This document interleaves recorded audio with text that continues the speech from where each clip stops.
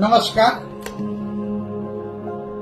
રેસિડન્સની અંદર મુખ્ય દરવાજો પ્રવેશ દ્વાર નો પ્રશ્ન અમારી પાસે વારંવાર હતો એટલે કઈ દિશાનું મુખ્ય દ્વાર અમારે પસંદ કરવો અથવા તો કઈ દિશાનો મુખ્ય દરવાજો અમારા માટે શુભદાયક બને.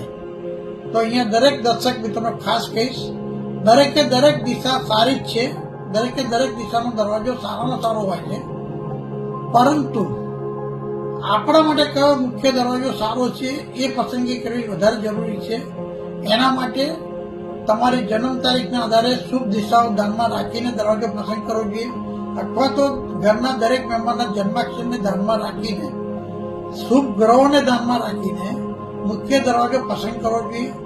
અને એ પણ અનુકૂળતા ના બેસતી હોય તો તમારી જે કંઈ પણ ધંધાકીય એકમની પ્રકાર હોય અથવા તો જે પ્રકારનું તમે કાર્ય કરતા હોય એને ધ્યાનમાં રાખીને પણ મુખ્ય દરવાજો પસંદ કરવો જોઈએ.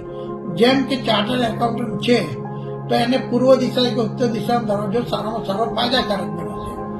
જમીનનો ધંધો કરતા હોય એમના માટે દક્ષિણ દિશા સારામાં સારો ફાયદાકારક હોય છે.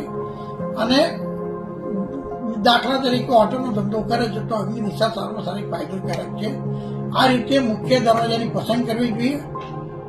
દક્ષિણ દિશા ક્યારેય નેગેટિવ નથી, આજના સમયમાં સૌથી વધારે ફાયદાકારક બને છે.